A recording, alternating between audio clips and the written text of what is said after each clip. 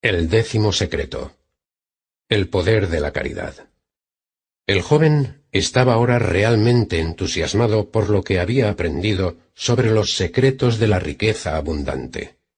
Por primera vez en su vida se creía capaz de procurarse riqueza. Cada día había repetido religiosamente autosugestiones positivas acerca de sí mismo, que le ayudarían a establecer creencias subconscientes, que a su vez servirían para atraer la riqueza y sentirse bien al respecto. Había pensado mucho y detenidamente sobre lo que quería en la vida desde un punto de vista económico, social, profesional y emocional, y había escrito sus objetivos para hacer visualizaciones y verse con ellos logrados. Su gran sueño era hacerse escritor, pero no le interesaba escribir cualquier tipo de libros. Quería escribir algo que dejara huella en la vida de la gente que lo leyera. También tenía otros sueños: una casa independiente, grande y con su propia zona verde, como las que solía ver al lado del parque. También soñaba con tener dinero suficiente para mantener de forma desahogada a su futura familia. Había elaborado un plan de acción sobre lo que podía hacer para lograr sus objetivos. Se había marcado un presupuesto para reducir gastos. Se puso en contacto con todos sus acreedores y les explicó su situación económica. Si bien no podía pagarles de manera inmediata, les propuso pagarles en cuotas mensuales. El 20% de sus ingresos los destinó al pago de esas deudas.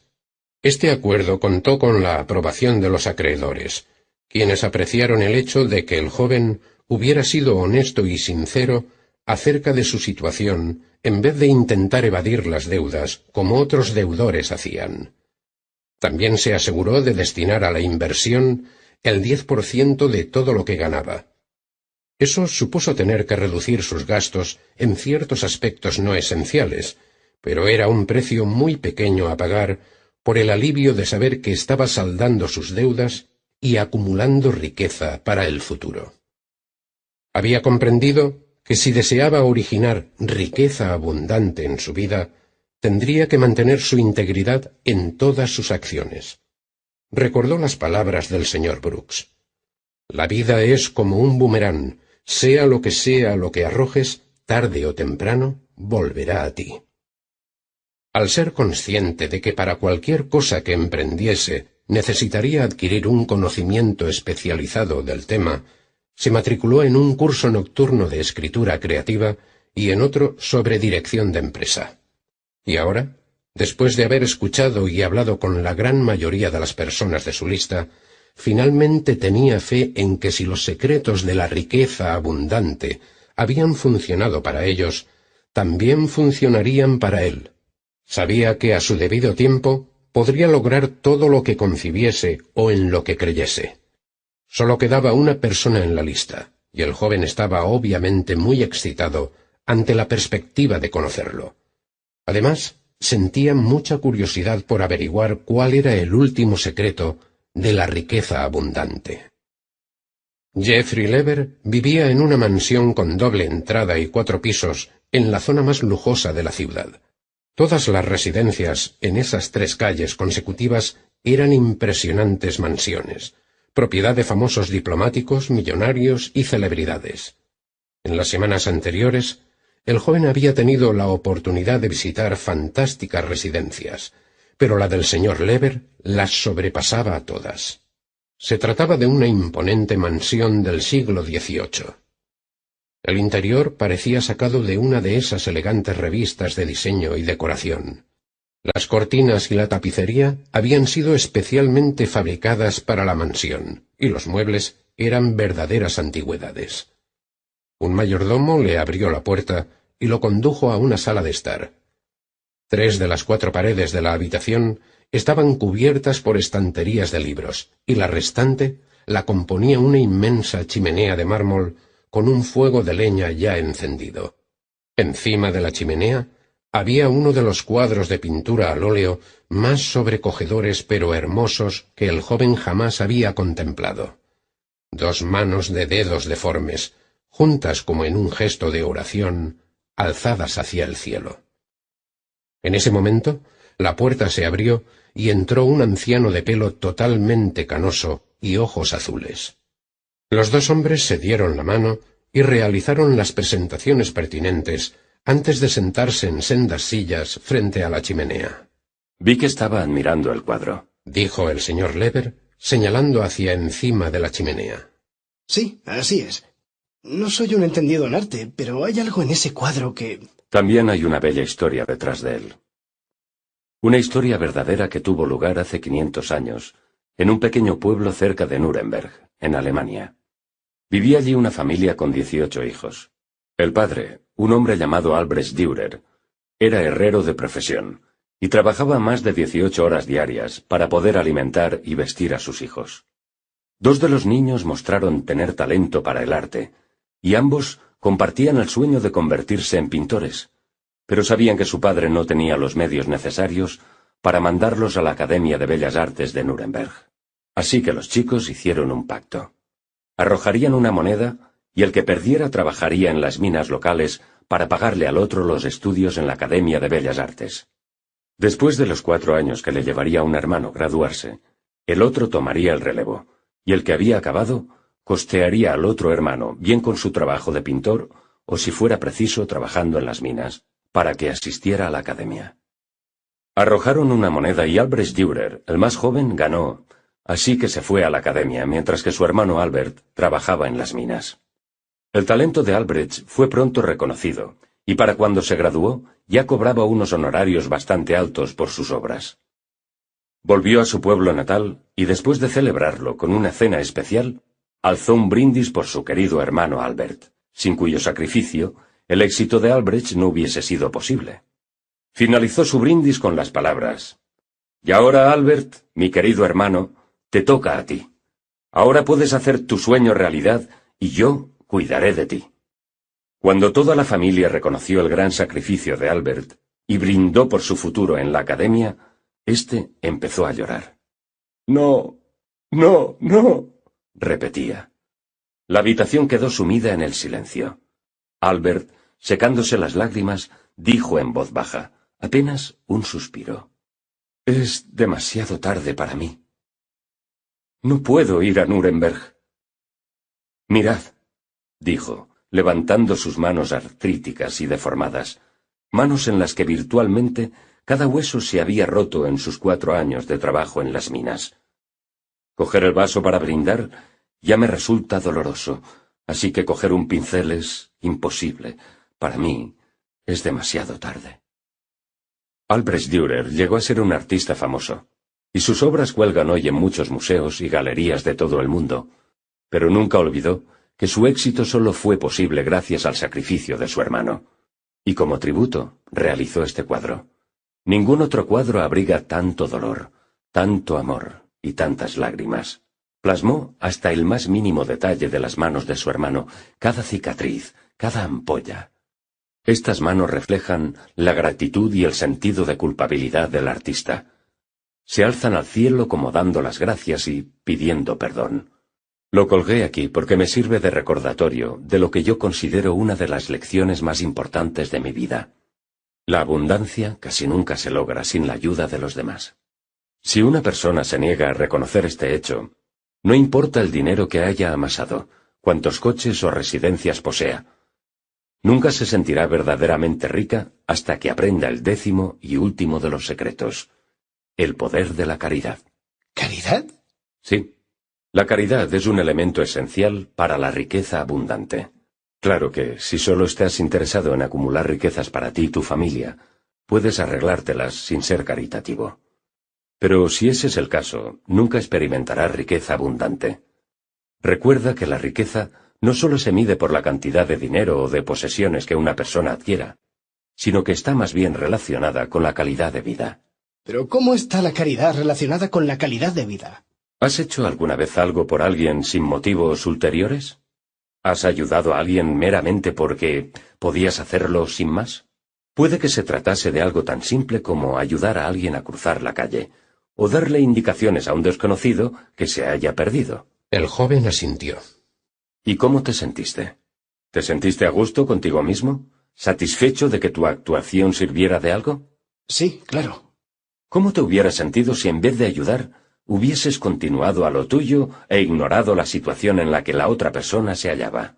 Probablemente me hubiese sentido culpable. Así es. Puedes ver cómo, al practicar la caridad, automáticamente empiezas a sentirte a gusto contigo mismo. Te sientes capaz de contribuir a la sociedad. En consecuencia, en tu subconsciente, te creerás merecedor de recibir más. Puede que le ayude a uno a sentirse a gusto consigo mismo. ¿Pero le ayuda a uno a crear riqueza desde el principio? ¿Has oído hablar sobre el diezmo? Creo que sí. ¿No se trata de que los feligreses de una congregación religiosa le dan parte de sus ingresos a la iglesia? Sí, eso es. La práctica comenzó en los tiempos bíblicos cuando la gente empezó a dar un porcentaje de lo que ganaba, normalmente un 10%, a aquellos que lo necesitaban. Pero esa práctica no la llevaban a cabo solo los muy ricos, sino todos, excepto los muy pobres o desamparados. Los teólogos se han debatido sobre las posibles razones que dieron lugar al diezmo. Algunos asumen que se trataba de una forma rudimentaria de impuestos. Otros afirman que estaba diseñada para hacer de la sociedad un cuerpo más bondadoso. Pero de lo que muchos no se han percatado es que aquellos que lo practicaban obtenían beneficios mucho mayores que el valor del dinero que donaban. ¿Se refiere usted al hecho de sentirse bien con uno mismo? Sí, pero también porque al darle a otros, de hecho, estamos recibiendo, ya que lo que hacemos siempre vuelve a nosotros. Es como el círculo de la vida o el karma, llámalo como quieras. Hagas lo que hagas, siempre te será devuelto con creces. Puede que no proceda de la misma persona a la que diste, pero volverá de todos modos. Hace muchos años estaba atravesando ciertas dificultades económicas. Trabajaba muchas horas en mi propia empresa, pero no podía levantar cabeza. Un día conocí... A un anciano oriental. ¿Y a quién si no? Fue a través de él que aprendí los secretos de la riqueza abundante, y en especial el poder de la caridad. En aquellos tiempos yo argumenté que no podía permitirme el lujo de ser caritativo, de donar mi dinero. Pero el anciano insistió en que no podía permitirme el lujo de no ser caritativo. Huelga decir que me mostré bastante escéptico al respecto, pero más tarde conocí a alguien que me aseguró que cuando empezó a donar un 10% de sus ingresos, su situación económica comenzó a mejorar. Así que decidí probarlo y, ante mi sorpresa, funcionó. Me sentía mucho mejor conmigo mismo, más motivado, y mis ingresos comenzaron a aumentar. Lo único que te puedo decir es que el poder de la caridad ha tenido un gran impacto en mi vida. Hoy tengo riqueza en abundancia. Poseo esta casa, un chalet en Barbados, una casa en los Alpes, un Rolls Royce de colección, y mis ingresos netos sobrepasan los 20.000 millones. ¿Y de verdad cree que el poder de la caridad le ayudó? Sin lugar a dudas. Por supuesto, no fue lo único. Todos los secretos de la riqueza abundante desempeñaron un papel importante. Pero cuando empecé a compartir lo que tenía, destinando un 10% de mis ingresos a fines caritativos, empecé a sentirme más próspero, y no pasó mucho tiempo antes de que mis ingresos crecieran. Las oportunidades y los contratos empezaron a llover. Podrías decir que se trataba de una mera coincidencia, pero hay otras personas que te pueden contar historias similares. El joven tomó algunas notas sobre lo que el señor Lever estaba diciendo. La riqueza es algo así como un fertilizante. Si lo extiendes un poco, ayuda a que las cosas crezcan. En consecuencia, te devolverá riqueza. Pero si no lo tocas y lo apilas en un montón, empezará a oler de manera desagradable y será un peligroso foco de bacterias. Al donar parte de tu riqueza, al compartirla con otros que necesitan ayuda, el dinero se vuelve una fuente de bendiciones y vuelve a ti con creces. Pero debes tener medios antes de estar en una posición de ayudar a los demás. Muchas personas te darían la razón, pero la vida no funciona de esa manera. Después de todo, ¿crees que es más fácil para la persona que gana 100 millones decidir donar 10 millones que para la persona que gana 10 millones donar uno? Supongo que no. Admitió el joven, mordisqueándose los labios y frunciendo el ceño en actitud pensativa. Si estableces el hábito de destinar un 10% de tus ingresos a ayudar a otros, verás que eso graba en tu subconsciente una sensación de abundancia, y a partir de ese momento, la riqueza empezará a correr por tu vida. Todo esto nos trae de vuelta a este cuadro. añadió el señor Lever, señalando hacia la chimenea. Ninguno de nosotros puede lograr nada por sí solo. No importa lo que seas o de dónde seas. Siempre habrá otras personas que te han ayudado a lograr el éxito y la riqueza. Por eso es importante perpetuar el ciclo de la caridad. Más tarde, aquel mismo día, el joven hizo un pequeño resumen de las notas que había tomado. El 10º secreto de la riqueza abundante. El poder de la caridad. Muy raras veces se logra abundancia de algo sin la ayuda de los demás o sin ayudar a otros. Al ayudar a otros, nos ayudamos a nosotros mismos. Procura destinar el 10% de tus ingresos a ayudar a los más necesitados. Siempre que das algo, se te devuelve con creces. Ayudar a los demás graba en tu subconsciente una sensación de abundancia. Epílogo. Cerró la puerta con suavidad para no despertar a su esposa y a sus hijos que aún dormían. Todavía no había despuntado el alba cuando se dirigió hacia el parque en chándal. Era una costumbre que había mantenido desde que conoció al misterioso anciano. Mientras caminaba, su mente voló hacia aquella mañana en que se conocieron. Habían sucedido tantas cosas en el transcurso de esos 5 años. Era inaudito, verdaderamente difícil de creer, el giro tan drástico que había dado su vida. En un año de conocer al anciano, el joven se las había arreglado para pagar sus deudas y ahorrar un 10% de sus ingresos en vista de invertirlos. 6 meses después, dejó su trabajo y montó una pequeña empresa de publicaciones para editar un boletín destinado a los pequeños empresarios y profesionales que trabajaban desde casa. Esa idea la desarrolló inicialmente al decidir crear su propia empresa y descubrir que existía muy poca información, apoyo y orientación disponible para el creciente número de personas que deseaban trabajar desde su hogar. Tuvo que aprender sobre tecnología informática, asuntos legales y fiscales y toda una gama de servicios que un profesional que montase un negocio en su casa precisaba conocer. El boletín fue todo un éxito, y a los 18 meses ya había acabado su primer libro, al que le siguieron otros 6 en el transcurso de 3 años. De ellos, 5 se convirtieron en bestsellers mundiales. En aquella época, conoció y se enamoró de una mujer maravillosa con la que se casó, y ahora tenía 2 niños a los que adoraba. Su familia era, como solía decirle a la gente, el verdadero tesoro de su vida. Todo lo demás ocupaba un segundo plano. Se consideraría a sí mismo un hombre rico sin todo el dinero, sin la casa y todas las otras posesiones de las que ahora gozaba. Después de todo, solía decir, ¿qué precio puedes ponerle al amor, el gozo y la felicidad que mi familia me aporta? La gente le preguntaba de vez en cuando cómo se las había arreglado para que todo le saliese tan bien.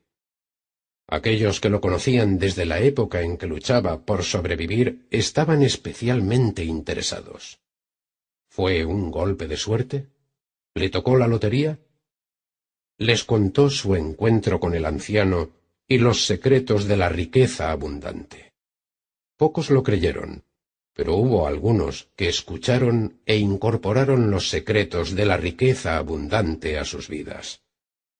Todos ellos, sin excepción alguna, experimentaron un aumento de ingresos considerable, pero además, como le confesaron al joven, adquirieron algo más valioso que el dinero y más precioso que los diamantes: una actitud diferente ante la vida. Ya no se sentían víctimas de las circunstancias, sino dueños de su propio destino.